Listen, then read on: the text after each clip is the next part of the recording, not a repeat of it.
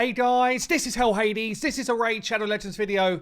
Guys, we've just had confirmation in content creator chat. There is going to be 2 legendary champion buffs coming real soon. Honestly, both of them on paper look damn good. Looks like 2 champions that needed some work. 2 champions that absolutely needed to get out of the vault. And honestly, first glance, it looks like they are springing out of the vault with a step. And they're going to be enjoying life going forward. So if you've got these 2, it's going to be pretty cool. Let's go through those. I will be streaming tonight, 8 p.m. UK time. That's going to be 5 hours from now. We are going to do a live free account takeover for someone, just someone that we randomly pick from stream. So come and join me for that if you are free. They're normally good fun. Right then, let's have a look at these champions. Who is going to get the treatment this time? First one is actually a Void Legendary Vlad. So Vlad was a fusion last year, and I think he's already been buffed once. I might be going insane. I think he was already buffed once. If not, maybe it was just his partner in crime, Constantine. Maybe it was Constantine, actually. So Vlad, the Nightborn. Yeah, I mean, we've got someone here with a decent amount of speed, good stats, good attack, reasonable defense, reasonable HP. So all of that works. Okay, but really just didn't either offer enough damage or offer enough utility to make him like a true Void Legendary. I've always said he felt like a good Legendary, didn't really feel Void Legendary enough, you know? So Vlad, straight out of the Twilight series, whatever that film was called. Oh, what's this guy's name? The Doctor, anyway, whatever his name is. There he is. A1 then, at the moment, destroys target max HP and heals. That's not bad, A1. Although destroy max HP, there's not really many places in the game where it's got a lot of relevance. So, you know, other than Scarab Boss, it's like, where do you use this to get any kind of real value?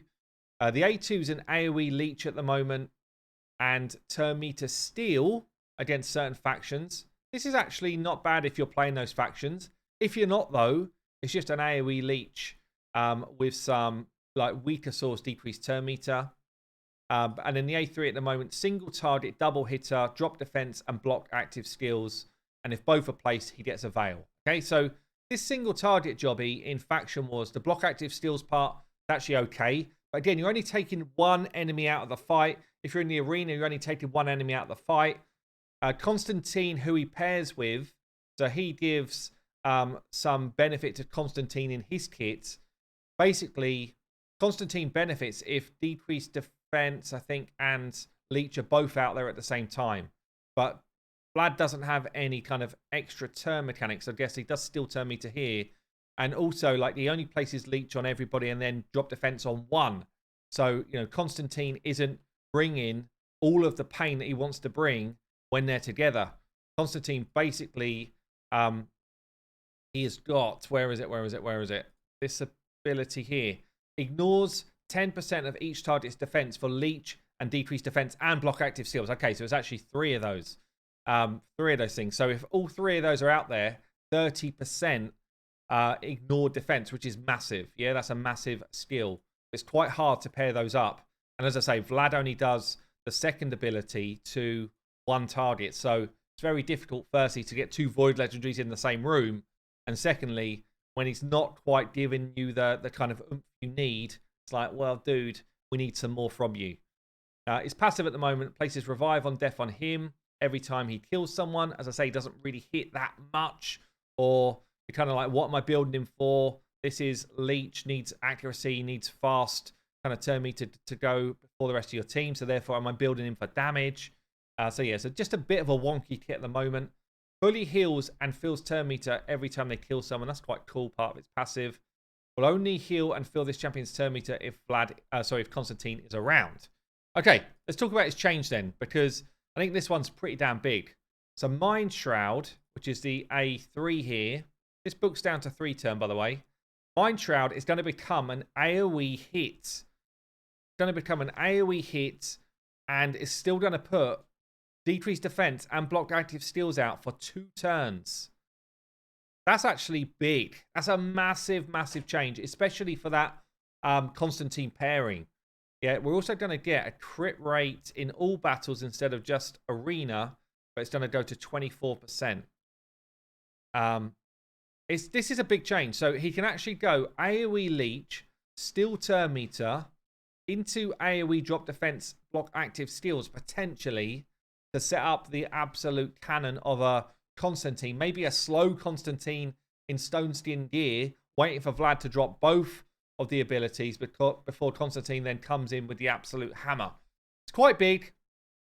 If you forget Constantine exists, this is quite big anyway. We've now got an AoE decreased defense and AoE block active skills. That's an insane ability. You're locking out the enemy's skills. The only thing I will say is, like, Warlord locks out enemy skills. Yeah, so does Yumiko. They lock them out. And it's not a debuff. Okay, so this block active skills can be cleansed off. Yeah, you can have someone like a Doom Priest in there, or a Tehanarak just cleansing stuff off. Or if someone resists this ability and then has got a cleanse in their kit, then they can cleanse off the whole enemy team. If you've got someone like a Riho, I'm going to throw it back at you and then I'm going to cleanse my team. Yeah, there's a number of ways to deflect this happening. And this also doesn't obviously do anything against bosses and stuff. But still, it's a massive buff, and rightly so. So he's now got 2 AoE hits, and his kit suddenly feels pretty damn good, in my opinion. Let me know what you think down below. And then the second one then. This is someone who I've been talking about needing a buff for a while. For a long, long while. And he's actually kind of a fun champ. But he just doesn't have a place in the game right now. Errol. Finally. Raid. Finally. It's happening. So Errol is going to get a chance to come out of the vault. Is it going to be enough? Because he needs quite a bit. Cool thing about Errol. All of his skills need 30% less crit rate to do a crit. Means you only buff him up to 70% crit rate, and all of a sudden we've got someone that can get higher levels of crit damage. That's quite cool. At the moment, single target triple hit does ignore defense as well. This one hits hard. Does ignore 50% enemy defense on a triple hit. And in this one here, steals buffs from a target, then attacks. These two can both one-shot enemies, by the way. The A2 and A3 are both possible to one-shot an enemy. The trouble is he doesn't have a kind of block revive. So if someone goes down, chances are that's not end of fight. Chances are there's a reviver going on, or, like, you know, in the arena for sure, this guy doesn't really have a place versus the meta, because the meta is so much stronger in their kit. They're either doing the same type of job on an AoE hit, or they've got fancy things like block revive mechanics or passives or something to make them better. So this dude then, what's going on? His Helmbreaker now is going to be an AoE hit. Double hit, not triple. AoE hit, still with a 30% extra crit. Each hit will ignore 15% of the target's defense. AoE ignoring 15. Ooh, what you saying to that? So double hit, not triple. AoE hit, ignoring 15 instead of 50. Do you reckon whoever's typed this out, someone said to him, it's going to be ignoring 50%. And they're like, okay, 15%. Did you get it right? 50%. And they're like, yeah, 15%. Did they get the right number? I don't know. If it's ignoring 15, it's still strong. Any ignore defense mechanic on a hit, AoE is strong. Especially in the current meta where there's just so much, there's so many tanky champions out there. Obviously, we've got people out there like Baron who just ignore all defense. Like, he's just creaming his way through the enemies. This guy, if you've got him sitting in the vault, he might end up being one of the top tier nukers. Definitely for that ability. That is going to be a hard hitting shot. Let's see what he's doing as well. So negation here. Still going to attack one enemy. Removes all debuffs from Errol. Then steals all buffs from a target. Has an extra 30% chance. Yeah. Will get an extra turn if he kills someone. Ooh, that's actually kind of cool too.